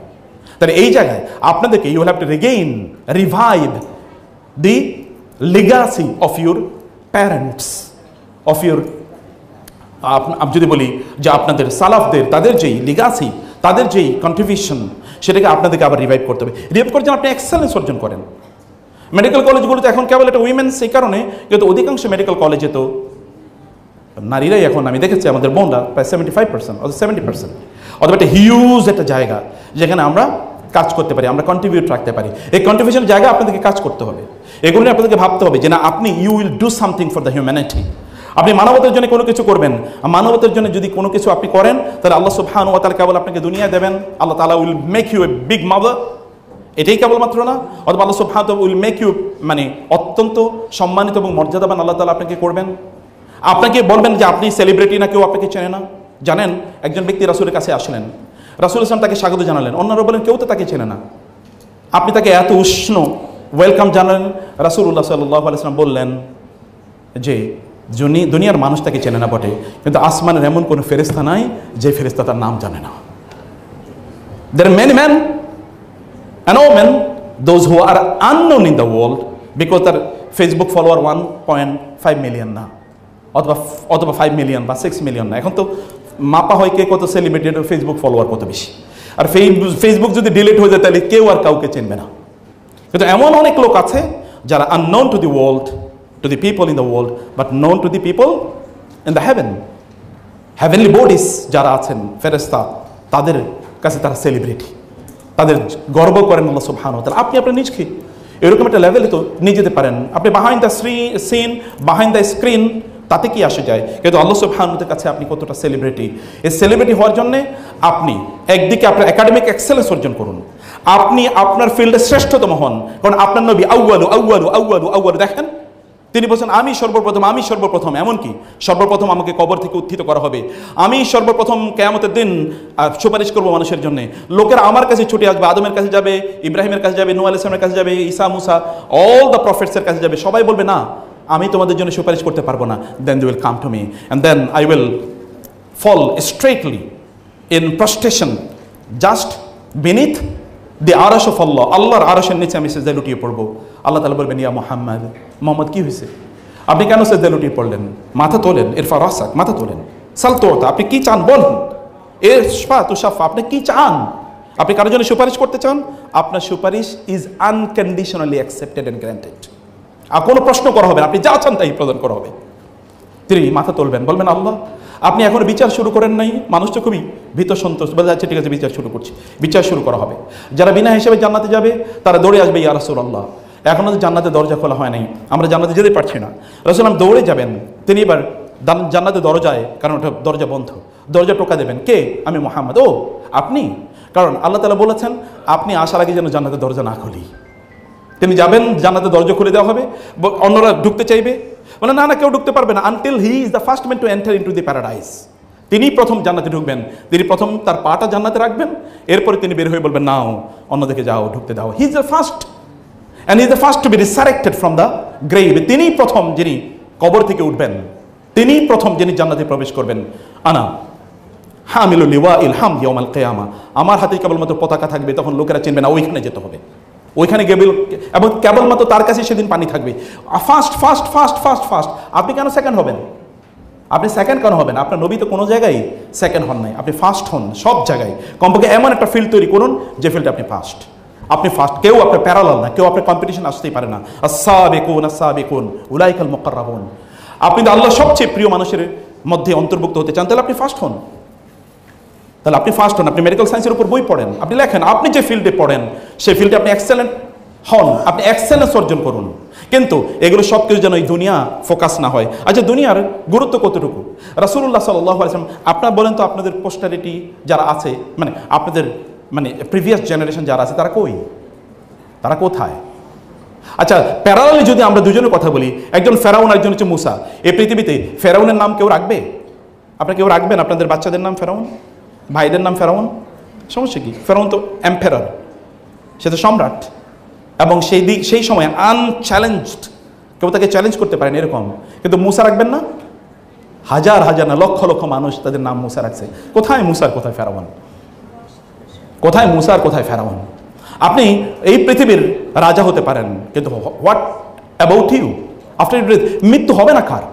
মৃত্যুর পরবর্তী জীবন অস্বীকার করে কে? মৃত্যুর পরবর্তী জীবন তো এটা মাস্ট, এটা বিজ্ঞানের যদি আপনি কথা বলেন, মৃত্যুর পরবর্তী একটা জীবন লাগে। কারণ ওয়ার্ল্ড পারফেক্ট না, অনেক মানুষ অনেকের উপর ইনজাস্টিস করেছে, তার কি কোনো বিচার হবে না? এই পৃথিবীতে অনেকে কষ্ট পাচ্ছে, এরই কষ্টই তার জীবন, তার জন্য অন্য কোনো কিছু নাই? অবশ্যই আছে। আপনারা এখন কষ্ট করছেন পড়াশোনা করে, আপনার জন্য ভবিষ্যতে কোনো কিছু নাই। Future is admitted by everyone. তাহলে এই পৃথিবীর পরের ফিউচার কেন থাকবে না? অবশ্যই থাকা উচিত, লজিক্যাল কনসিকুয়েন্স। এটা অবশ্যই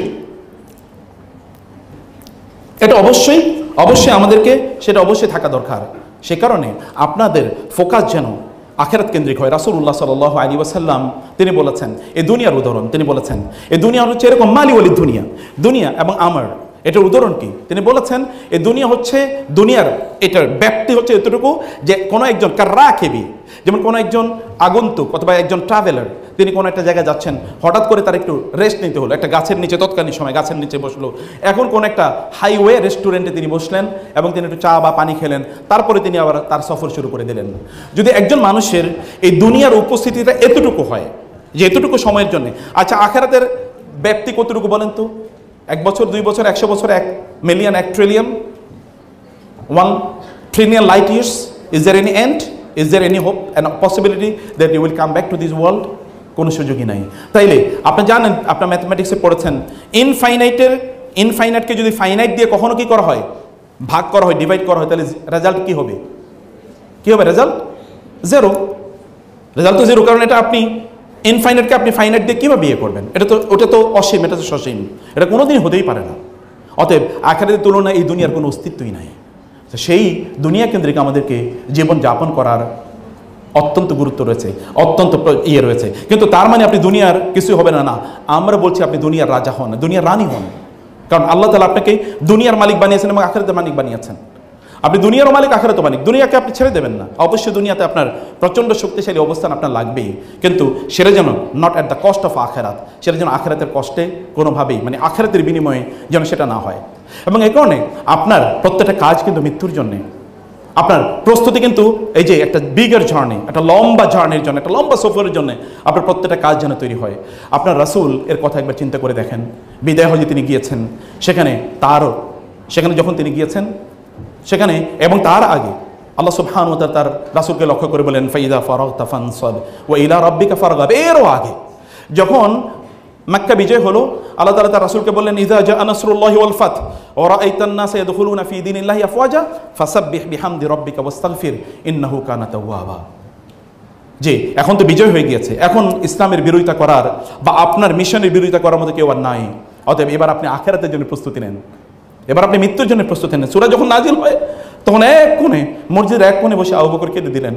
লোকেরা বলে এত চমৎকার একটা সংবাদ যে the people will enter into Islam, into the fold of Islam in flocks, in groups, in thousands. লোকের হাজারে হাজার ইসলাম গ্রহণ করবে। এটা তো খুশির সংবাদ, আপনি কাঁদছেন কেন? তিনি বললেন, তোমরা বুঝো নাই, এখানে আল্লাহ রাসূলের মৃত্যুর সংবাদ আছে। কারণ কি? কারণ হচ্ছে আল্লাহ তাআলা তার রাসূলকে ইবাদতের জন্য দুনিয়ায় পাঠান নাই, কেবল ফরমাল কিছু ইবাদত, কেবল নামাজ পড়বে, কোরআন তেলাওয়াত করবে, এটা নয়। বরং তার একটা গ্রেটার লক্ষ্য আছে, তা হলো মানবতাকে মুক্তি প্রদান করা, মানব জাতিকে মানুষের দাসত্ব থেকে আল্লাহর দাসত্বে নিয়ে আসা। সেই জন্য আল্লাহ তাআলা তার রাসূলকে পাঠিয়েছেন। তার তো মিশন ইজ কমপ্লিট। মিশন যখন কমপ্লিট হয়, then Allah will withdraw him from this world. অতএব এখানে তার মৃত্যুর সংবাদ আছে। আল্লাহ তাকে প্রস্তুতি নিতে বললেন। আল্লাহ তাআলা নাজিল করলেন আলাম নাশরাহ লাকা সাদরাক এবং ফাইদা ফারাগতা ফানসাব ওয়া ইলা রাব্বিকা ফারগাব। আপনি যখন অবসর হবেন, আপনার কাজ শেষ, তখন আপনি আপনার রবের সামনে দাঁড়িয়ে যান। ফানসাব শব্দটি নুসুব থেকে এসে, আপনি ক্লান্ত হলে আল্লাহর সামনে দাঁড়িয়ে যান। যখন আল্লাহ তাআলা আপনার ক্লান্তি দূর করে দেবেন। বন্ধুকে বলছি, অনেক ডিপ্রেশন, অ্যাংজাইটি, ফ্রাস্ট্রেশন, অনেক ধরনের হাবিজাবি আপনাকে ওভারকাম করতে চাইবে, আপনি নামাজে দাঁড়িয়ে যান, সলাতে দাঁড়িয়ে যান, প্রেয়ারে দাঁড়িয়ে যান, চোখটা বন্ধ করুন এবং দেখেন না কি প্রশান্তি আপনি অনুভব করেন। চোখটা বন্ধ করে বলুন সুবহানাল্লাহ, বলেই দেখেন কি প্রশান্তি আপনি পান এবং দেখেন কি রিলিফ আপনি পান। সেটা আপনার পাওয়ার অধিকার আপনার আছে। আপনার নিজের উপর আপনি জুলুম করতে পারেন না, আপনার নিজের উপর আপনি জুলুম কোনোভাবেই করতে পারেন না, কারণ এই প্রশান্তি পাওয়া আপনার অধিকার। আপনার অন্তরকে প্রশান্তি দেয়া এটা আপনার অধিকার। প্রশান্তি কোনোদিন শারীরিক না, এটা মাছ মোর স্পিরিচুয়াল অ্যান্ড সাইকোলজিক্যাল, মেন্টাল। এটা অনেক অনেক বেশি মানসিক শারীরিকের চেয়ে। অতএব শারীরিকের চেয়ে আপনাকে মানসিক এই প্রশান্তির দিকে আপনার অবশ্যই আপনার ফোকাস বা আপনার অ্যাটেনশন, আপনার কনসেন্ট্রেশনটাকে সেদিকে ফোকাস করা দরকার। প্রিয় বোনেরা, 2 নম্বর যে বিষয়টি বলতে চাই, রাসূল সাল্লাল্লাহু আল্লাহ তাআলা বলেন আপনি নামাজে দাঁড়িয়ে যান। আপনি বলেন তো আপনি নামাজে কতটুকু সময় কাটান, আপনি বলেন তো সলাতে কতটুকু সময়। আপনার যদি এই ক্যারিয়ার আপনাকে আল্লাহ থেকে মানে দূরে সরিয়ে দেয়, অথবা আপনার আখিরাত যদি ধ্বংস করে দেয়, আপনি ক্যারিয়ার দিয়ে করবেন কি? আপনি করবেন কি ক্যারিয়ার দিয়ে যদি আপনার আখিরাত ধ্বংস হয়ে যায়? আপনি একবার চিন্তা করেন, চোখটা বন্ধ করেন তো, সবাই একটু চোখটা বন্ধ করেন তো। আপনি একবার জাস্ট 10 সেকেন্ডস একটু চিন্তা করেন তো, আপনি এখন যদি আমার মৃত্যু হয় তাহলে আমি আল্লাহকে কি বলবো, অথবা উত্তর কি দেবো? বলেন তো, একটু চোখটা বন্ধ করেন please. Just close your eyes and think, are you in a position to answer Allah or to satisfy Allah with your activities?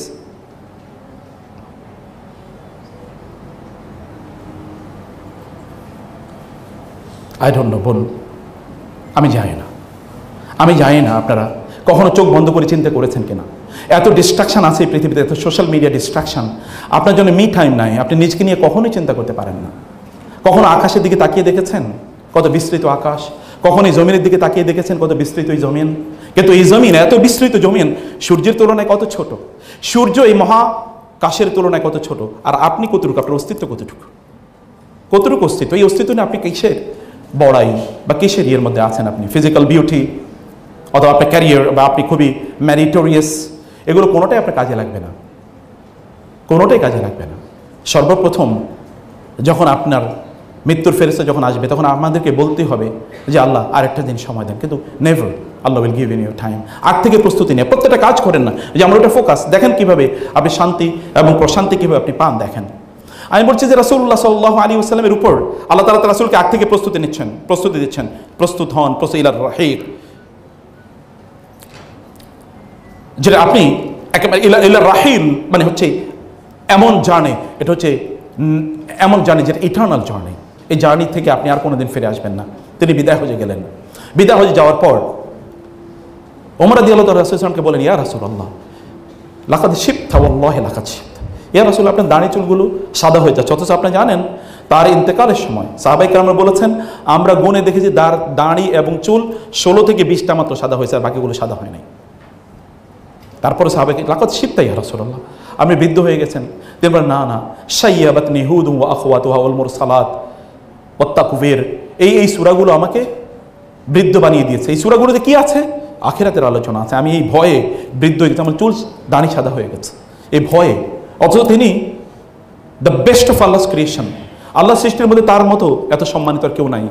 তারপরও তার ভয়, তিনি বলছেন ভয় আমাকে বৃদ্ধ বানিয়ে দিয়েছে। রাসূলুল্লাহ সাল্লাল্লাহু আলাইহি ওয়াসাল্লাম বিদায় হয়ে তিনি ভাষণ দিয়েছেন। এরপরে আরাফাতের ময়দানে নাজিল হলো আল ইয়াউমা আকমালতু লাকুম দীনাকুম ওয়া আতমামতু আলাইকুম নি'মাতি ওয়া রাদিতু লাকুমুল ইসলাম দীনা। আমি ইসলামকে পরিপূর্ণ করে দিয়েছি, নিয়ামতকে পূর্ণ করে দিয়েছি।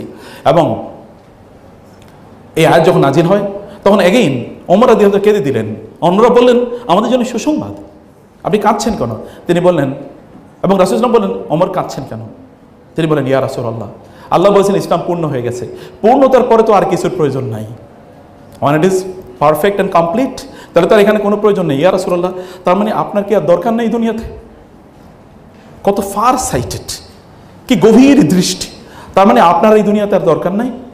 এবং আপনি জানেন আল্লাহর কসম, তিনি সেখান থেকে ফিরে আসার অল্প কয়েকদিন পরে তিনি ইন্তেকাল করেন। রাসূলুল্লাহ সাল্লাল্লাহু আলাইহি ওয়াসাল্লাম তিনি প্রস্তুতি নিচ্ছেন, দেখেন প্রস্তুতি, আল্লাহ তাকে প্রস্তুত করে নিচ্ছেন। এবং শেষের দিকে এসে তার ইবাদতের মাত্রা কমে না, তার ইবাদতের মাত্রা বেড়ে গিয়েছে। আর অনেক পরিমাণ তিনি ইবাদত করছেন। তিনি অসুস্থ হয়ে পড়লেন এবং তার ইন্তেকালের প্রায় 12-13 দিন আগে তিনি অসুস্থ হয়ে পড়লেন। তিনি বলেন আবু বকর রাদিয়াল্লাহু তাআলা আনহুকে আবু বকর যেন নামাজ পড়ান। আবু বকর রাদিয়াল্লাহু তাআলা সালাত পড়াচ্ছেন। রাসূলুল্লাহ সাল্লাল্লাহু আলাইহি ওয়াসাল্লাম বললেন আবু বকরকে সালাত পড়ানোর জন্য।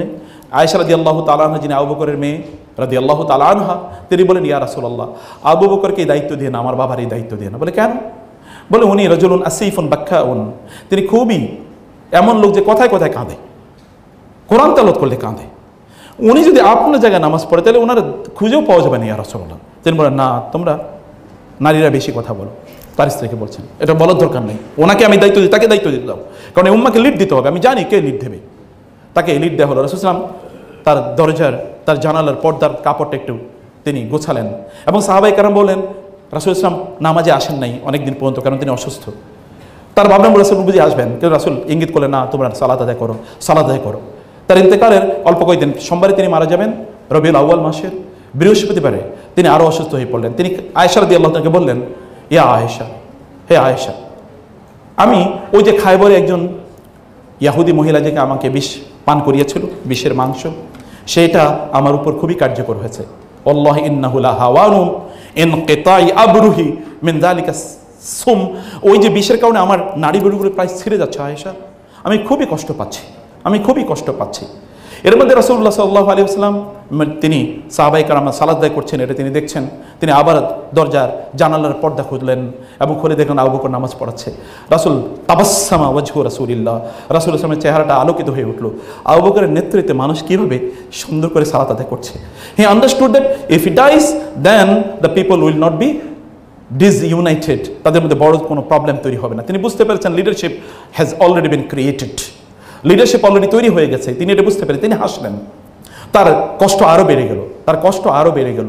এমন একটি অবস্থায় যে তিনি তার সাথে দেখা করতে আসেন, তার মেয়ে তার সাথে দেখা করতে এসেছেন, ফাতেমা রাদিয়াল্লাহু তাআলা আনহা। ফাতেমার কানে কানে তিনি বললেন কিছু একটা, ফাতেমা কেঁদে দিলেন। ফাতেমা যখন কেঁদে দিলেন, আয়েশা বললেন ফাতেমা আপনি কাঁদছেন কেন? কারণ খাদিজার আয়েশার ঘরেই তিনি। ফাতেমাদের কিচ্ছু বললেন না। এরপর রাসূলুল্লাহ আবার তাকে ডাকলেন এবং ডেকে তার কানে কানে আবার কিছু বললে এবার ফাতেমা রাদিয়াল্লাহু তাআলা হেসে দিলেন। এবার আয়েশা বলেন আপনি একবার কাঁদলেন, একবার হাসলেন, ঘটনা কি? তিনি বলেন এটা একটা সিক্রেট, আমি বলতে পারবো না। আমি একটা সিক্রেটে বলতে পারবো না। রাসূল সাল্লাল্লাহু আলাইহি ওয়াসাল্লাম ইন্তেকালের পর এরপরে আয়েশা রাদিয়াল্লাহু তাআলা ফাতেমাকে জিজ্ঞেস করলেন, ফাতেমা, রাসূল সাল্লাল্লাহু আলাইহি ওয়াসাল্লাম কি বলেছিল? আপনি একবার হাসলেন, একবার কাঁদলেন। তিনি বলেন, আমি কেঁদেছি যখন আল্লাহ রাসূল বলেছে, জিবরিল এসে মাত্র আমাকে বলে গেল আমি মারা যাব কিছুক্ষণ পর, এই কারণে আমি কেঁদেছি। বলে তারপর হাসলেন কেন?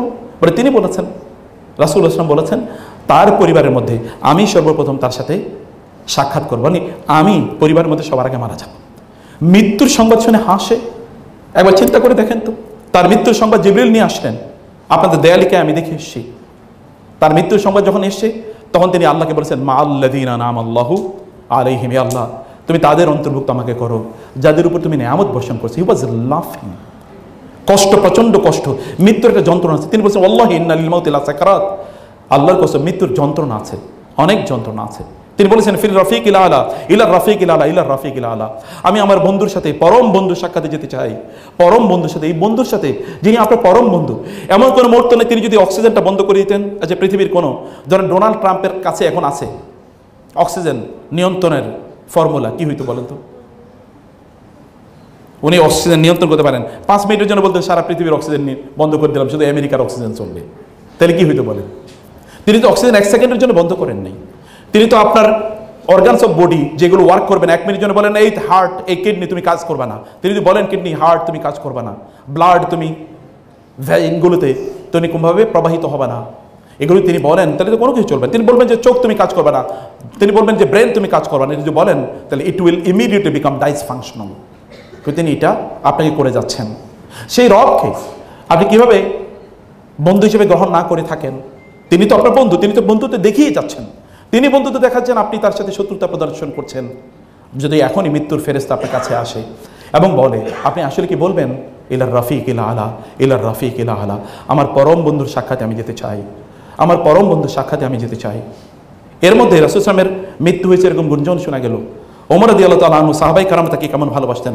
ওমর রাদিয়াল্লাহু তাআলা সেখানে একটা নাঙ্গা তলোয়ার নিয়ে এসে বললেন, আল্লাহর কসম কেউ যদি বলে মুহাম্মদ মারা গেছে, আমি তাকে হত্যা করে ফেলবো। আবু বকর রাদিয়াল্লাহু তাআলা আনহু এর মধ্যে তিনি শুনলেন রাসূল সাল্লাল্লাহু আলাইহি ওয়াসাল্লাম ইজ নো মোর, তিনি আসলেন দৌড়ে এবং তিনি ঘরে ঢুকলেন। ঘরে ঢোকার পর তারপরে তিনি দেখলেন যে আয়েশা রাদিয়াল্লাহু তাআলা আনহা তার কোলে রাসূল সাল্লাল্লাহু আলাইহি ওয়াসাল্লামের মাথাটি, তিনি রাসূল সাল্লাল্লাহু আলাইহি ওয়াসাল্লামের দিকে তাকালেন এবং দেখলেন সত্যিকারে তিনি মারা গেছেন সাল্লাল্লাহু আলাইহি ওয়াসাল্লাম। তিনি সেখানে লুটিয়ে পড়লেন রাসূলের কপালের উপর, তিনি একটা চুমু দিলেন এবং তিনি সেখানে কাঁদলেন। কেঁদে সেখান থেকে তিনি বের হয়ে গেলেন। বের হয়ে তিনি মানুষের উদ্দেশ্যে বললেন, হে লোকেরা, তোমরা যারা মুহাম্মাদের ইবাদত করতে অথবা করতে মনে চাও, তোমাদেরকে মনে রাখতে হবে মুহাম্মদ মারা গেছেন। কিন্তু তোমরা যারা আল্লাহর ইবাদত করো, তোমরা মনে রাখবে আল্লাহ মারা যান না। ওয়া মা মুহাম্মাদুন ইল্লা রাসূল ক্বাদ খালাত মিন ক্বাবলিহির রুসুল আফা ইন মাতা আও কুতিলা ইনকালাবতুম আলা আকাবিকুম ওয়া মান ইয়ানকালিব আলা আকিবাইহি ফালাই। আল্লাহ সুবহানাহু বলেন যে মুহাম্মদ কেবল আল্লাহর একজন রাসূলই, তারপরে তার অনেক রাসূল এসেছে। তিনি যদি মারা যান, যুদ্ধের ময়দানে তিনি নিহত হন, তাহলে কি তোমরা আগেই মতো সেই মূর্তি পূজার দিকে ফিরে যাবে, অগ্নি পূজার দিকে তোমরা ফিরে যাবে? আর কেউ যদি আল্লাহর ইবাদত না করে, অন্য কারো ইবাদত করে, তাহলে সে আল্লাহর কোনো ফালাই ইয়াদুরুল্লাহ শাইয়া, সে আল্লাহর কোনো ক্ষতি সাধন করতে পারবে। ওমর রাদিয়াল্লাহু আনহু বললেন, আল্লাহর কসম আমরা বুঝতে পেরেছিলাম এই আয়াত আমাদের মনে হলো যেন আগে কোনোদিন নাজিল হয়নি, এই আয়াত মনে হয় এখনই নাজিল হয়েছে। আমরা বুঝতে পারলাম আল্লাহ রাসূল ইজ নো মোর। আনাস বললেন, আমরা যখন বুঝলাম আল্লাহ রাসূল ইজ নো মোর, তখন আমরা কি আসলে পৃথিবীতে বেঁচে আছি নাকি আমরা নাই, এটা আমরা বুঝতে পারছিলাম না। আমরা কিছুই বুঝতে পারছিলাম না, বসে আছি, সামনে দিয়ে লোক যাচ্ছে, আমরা চিনতেও পারছিলাম না। কারণ রাসূলের সাথে আমাদের এঙ্গেজমেন্ট এমন একটা লেভেলের। সাওবান এসে বললেন, ইয়া রাসূলুল্লাহ, আপনি, সাওবানের চেহারা দেখে রাসূল বললেন, সাওবান তোমার চেহারাটা এরকম কেন? বলি, ইয়া রাসূলুল্লাহ, আমার চেহারাটা এরকম কারণ যখন মন খারাপ হয় দৌড়ে আসি আপনাকে দেখার জন্য, আপনাকে দেখলে মনটা ভালো হয়ে যায়। কিন্তু একবার চিন্তা করলাম, আপনি যখন মারা যাবেন তখন মন খারাপ হলে কাকে দেখতে আসবে? আবার আপনি যখন মারা যাবেন, আমরা মারা যাব, আশা করি আমরাও জান্নাতে যাব, কিন্তু জান্নাতে আপনি নবী, আপনি থাকবেন কোথায় আর আমরা থাকবো কোথায়? ইয়া রাসূলুল্লাহ, এই কারণে মন খুবই খারাপ, আপনাকে দেখব। রাসূল বললেন, ইয়া সাওবান আনতা মা মান আহবাবতা, তুমি যাকে ভালোবাসো, আলমারউ মা মান আহাব্বা, মানুষ যাকে ভালোবাসে সে জান্নাতে তার সাথেই থাকবে। সাহাবায়ে কেরাম বললেন, এটা আমাদের জীবনের সবচেয়ে সেরা দিন ছিল, যেই দিন আমরা বুঝতে পারলাম পরম পাওয়া। এরকমভাবে তিনি মানুষের সাথে ইনভলভ ছিলেন। ফাতেমা রাদিয়াল্লাহু তাআলা আনহা মানুষের রাসূলের মৃত্যু হলো, তাকে কবরস্থ করা হলো। আনাসকে বলেন, ইয়া আনাস আতাবাত লাকুম কুলুবুকুম আন তাহুসসু আলা রাসূলিল্লাহি তুরা, তোমরা কেমনে আল্লাহ রাসূলের তার শরীরের উপর তোমরা মাটি ছিটালা, তোমরা কেমনে তার কবরে রাখলা? এটা কিভাবে পারলা? তোমরা পারলা কিভাবে আল্লাহ রাসূলকে কবরে রেখে আসতে? সম্মানিত ভাইয়েরা এবং বোনেরা, রাসূলুল্লাহ সাল্লাল্লাহু আলাইহি ওয়াসাল্লাম প্রত্যেকটা মুহূর্তে মৃত্যুর জন্য প্রস্তুতি নিয়েছেন এবং তার মৃত্যুর সময় তিনি কতগুলো কথা বলে গেছেন। আসসালাত আসসালাত ওয়া মা মালাকাত আইমানুকুম লা'নাল্লাহু আল-ইয়াহুদা ওয়ান-নাসারা ইত্তাখাযু কুবুর আনবিয়াহিম মাসাজিদা আল্লাহুম্মা লা তাজআল কবরি ওয়াসানান ইউবাদ। হে আল্লাহ, আমার কবরটা যেন মানুষ ইবাদতের জায়গা না বানায়, এখানে যেন লোকেরা ইবাদত না করে, এটাকে যেন তার পূজা অর্চনার জায়গায় যেন তারা না বানায়। হে আল্লাহ, তুমি আমার উম্মাকে আমার পরে দেখে রেখো। আল্লাহুম্মা আনতা খলিফাতি আলা উম্মতি বাদি। হে আল্লাহ, আমার উম্মাকে তুমি দেখে রেখো। তিনি উম্মার জন্য, আপনাদের জন্য দোয়া করেছে, আল্লাহুম্মা উম্মতি উম্মতি। হে আল্লাহ, আমার উম্মা আমার উম্মাকে তুমি দেখে রেখো আল্লাহ, আমার পরে তুমি আমার উম্মার দায়িত্বশীল আল্লাহ। এবং তিনি আল্লাহকে বলেছেন, আল্লাহ সুবহানাহু ওয়া তাআলার কাছে তিনি প্রার্থনা করেছে, আল্লাহ আমার উম্মাকে তুমি আমার পথভ্রষ্ট করে দিও না। তিনি বলেছেন, আল্লাহ তিনি মানুষকে লক্ষ্য করেছেন, সলাত সলাত ওয়া মা মালাকাত আইমানুকুম, নামাজ নামাজ। হে আমার উম্মা, হে লোকেরা, তোমরা নামাজকে ছেড়ে দিও না। নামাজ এটা হচ্ছে তোমাদের অক্সিজেন। তোমাদের শরীরের একটা অক্সিজেন যেমন প্রয়োজন আছে, তোমাদের রোহে, তোমাদের আত্মার, তোমাদের স্পিরিটের, তোমাদের মাইন্ডের একটা অক্সিজেনের প্রয়োজন আছে। তোমাদের শরীরের যেমন ফুড প্রয়োজন আছে, তোমাদের আত্মার ফুড প্রয়োজন আছে। শরীরকে অনেক বেশি প্রাধান্য দিও না। তোমার আত্মা যদি মরে যায়, তাহলে তোমার শরীর তোমাকে কোনোদিন বাঁচাতে পারবে না। আত্মা মানুষের জন্য সবচেয়ে ইম্পর্টেন্ট পার্টি, এটাকে মেরে ফেলার কোনো প্রয়োজন নেই। এটাকে আপনি কেবল বাঁচিয়ে রাখতে পারেন স্পিরিচুয়াল মেডিসিনের মাধ্যমে। ফিজিক্যাল মেডিসিন কেবল আপনার শরীরকে বাঁচাবে, কিন্তু you need much more spiritual medicine. আপনার অনেক বেশি মেডিসিন প্রয়োজন হয়, আত্মার মেডিসিন। আপনি অসুস্থ, আপনার সামনে প্রচুর খাবার আছে, আপনি খাবার দেখলে ইউ উইল ফিল ভমিটিং, আপনার তখন খাবার খেতেও মনে চাইবে না, ওগুলো দেখলে আপনি বিরক্ত লাগবে। আপনার আত্মা যদি মরে যায়, তখন শরীর থেকে কেবল দুর্গন্ধ বের হবে, কেবল তাই বের হবে। প্রিয় বোনেরা, আমরা আপনাদেরকে বলবো যে আপনারা, এটাই আমার নাসিহা, যে আপনাদের নিজেদেরকে এমন মানুষ তৈরি করেন যে মানুষ মানব জাতিকে তৈরি করবে, মানব জাতিকে নির্মাণ করবে। প্রত্যেকটা সেকেন্ড আপনি হিসাব করুন, আপনি কোথায় কাটাচ্ছেন। এটা কি আপনাকে আপনার লক্ষ্যে এগিয়ে দিচ্ছে? এটা কি আপনাকে আপনার লক্ষ্যে এগিয়ে দিচ্ছে? এটা কি আপনাকে সফলদের কাতারে অন্তর্ভুক্ত করছে? এটা কি আপনাকে সত্যিকার অর্থে এমন মানুষে পরিণত করছে যিনি কেবলমাত্র এই ওয়ার্ল্ডে প্লেজারের জন্য বেঁচে থাকেন না? এই দুনিয়া কে পায় না বলেন তো? চোর, বাটপার, ডাকাত, লুটেরা, মানুষ হত্যাকারী, তারাও দুনিয়া পাচ্ছে, আপনি দুনিয়া পাচ্ছেন। What is the difference between you and them? আপনার মূল ডিফারেন্স কই? এই ডিফারেন্স আপনাকে অবশ্যই তৈরি করতে হবে। এই ডিফারেন্স আপনাকে তৈরি করতে হবে এই কাজের মাধ্যমে।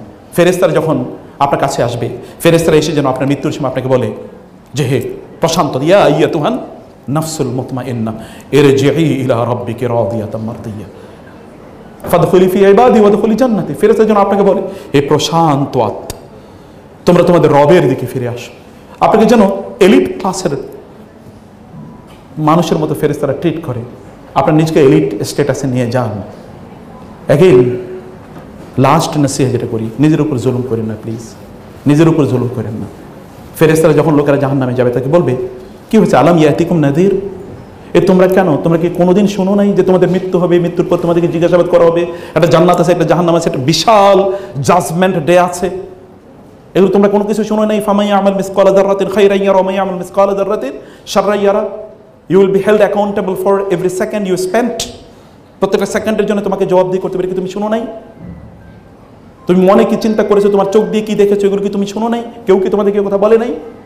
তোমাদেরকে আল্লাহ তাআলা ব্রেন দেন নাই? তোমাদেরকে ফ্যাকাল্টি অফ আন্ডারস্ট্যান্ডিং দেন নাই? ফ্যাকাল্টি অফ ইন্টেলেক্ট দেন নাই তোমাদেরকে? ফেরেশতারা অবাক হবে, তোমরা কেন জাহান্নামে যাচ্ছ? কেন জাহান্নামে যাচ্ছ? জাহান্নাম কি? আপনাকে যদি বলা হয় যে আপনাকে 1 মিনিট আগুনে পুড়িয়ে দেওয়া হবে, এরপরে বাংলাদেশের প্রেসিডেন্ট বানিয়ে দেওয়া হবে, প্রাইম মিনিস্টার বানিয়ে দেওয়া হবে, আপনি কি তা করবেন? তো হোয়াট অ্যাবাউট দ্য হেলফায়ার? প্রিয় বোনেরা, আপনার ফিজিক্যাল ট্রিটমেন্টের পাশাপাশি স্পিরিচুয়াল ট্রিটমেন্টের দিকে অবশ্যই এগিয়ে যাবেন। আপনার ভালো মানুষ হবেন। আমরা ক্যারিয়ার ওমেন যেমন চাই, ক্যারিয়ার মাদারও চাই। ক্যারিয়ার মাদার ছাড়া এই মানব জাতি টিকবে না। অ্যাট দ্য ব্রিঙ্ক অফ ডিস্ট্রাকশনে মানব জাতি এখন একেবারে গর্তের কিনারে দাঁড়িয়ে আছে। এটি only because the mother has shifted their focus. মায়েরা তাদের ফোকাসটাকে শিফট করে ফেলেছে। আপনারা কমপক্ষে সিলেট উইমেন্স মেডিকেল কলেজের বোনেরা আপনার ক্যারিয়ার ডক্টর হবেন অ্যান্ড ক্যারিয়ার মাদার হবেন। Do this too. আল্লাহ এই পাওয়ার আপনাদেরকে দিয়েছেন। আপনারা এক হাতে মানব জাতির জন্যে নির্মাণ করবেন ভালো মানুষ, অন্য হাতে পৃথিবী পরিচালনা করবেন আপনারা ইনশাআল্লাহ, নাকি? হ্যাঁ, অ্যাগ্রিড তো নাকি? ইনশাআল্লাহ। আওয়াজ নাই। ইনশাআল্লাহ। আল্লাহ তাআলা আপনাদেরকে তৌফিক দান করুন। আল্লাহুম্মা আমিন। হে আল্লাহ, আমরা যা বলেছি যতটুকু আমাদের নিজেদেরকে আগে আমল করার তৌফিক দিন, অথবা যারা শুনেছেন তাদেরকে আমল করার তৌফিক দিন, এবং আমাদের কথা মতো কিন্তু আমরা সত্যি করে ভালো মানুষ হতে পারি সেই তৌফিক দান করুন। هذا وصلى الله سبحانه وتعالى نبينا محمد وآله وصحبه أجمعين.